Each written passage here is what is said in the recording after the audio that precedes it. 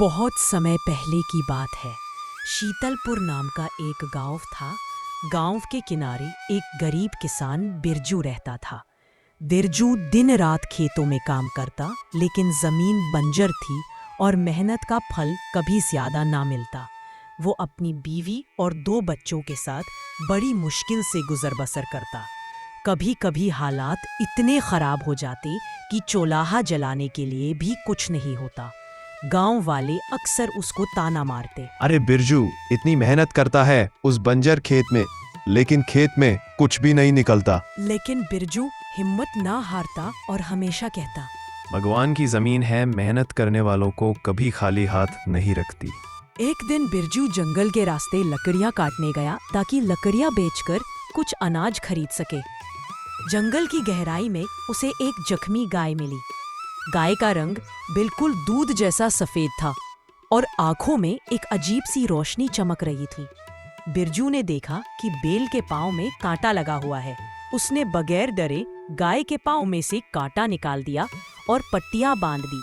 Bell ने प्यार भरी नजरों से बिरजू को देखा और धीरे से बोला, "ए नेक दिल किसान, तुमने मेरी जान बचाई है। मैं आम बैल नहीं, मैं एक जादुई बैल हूँ। तुम्हारी गरीबी दूर करने आया हूँ, लेकिन याद रखना, मेरी ताकत का गलत इस्तेमाल ना करना।" बिरजू हैरान हुआ। अगले दिन बिरजू गाय को अपने खेत में जोतने के लिए ले गया। जैसे ही गाय ने हल खींचा, बंजर जमीन उपजाऊ हो गया।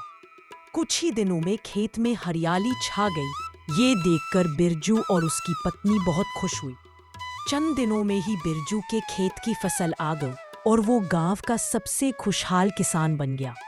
उसके घर में अनाज के ढेर लग गया। लेकिन जब गांव के लोगों ने ये देखा तो कहने लगे, अरे बिरजू भाई, तुम सही ही कहते थे कि मेहनत का फल मीठा होता है। लेकिन उसी गांव में एक चालाक जमींदार रहता था। उसका नाम विशाल कुमार था। उसने सोचा, ये गरीब किसान अचानक अमीर कैसे हो गया? जरूर उसके पास कोई राज है। विशाल ने बिरजू को लालच देना शुरू किया। ये गाय मुझे बेच दो, मैं तुम्हें सोना चांदी दे दूंगा। लेकिन बिरजू ने इनकार कर दिया और कहा, यह गाय मेरी है, मैं उसे नहीं बेच सकता। जमींदार ने चालाकी से एक योजना बनाई। एक रात वो चुपके से गाय को चुराने आया। लेकिन जैसे ही उसने गाय को रस्सी से बांधने की कोशिश की, गाय ने जोर से जमींदार को लात मारी और जमींदार नीचे गिर पड़ा। और गाय ने बोला, "मैं लालची और जालिम लोगों के लिए नहीं, सिर्फ नेक दिल किसानों के लिए हूँ।" जमींदार रोते हुए माफी मांगने लगा।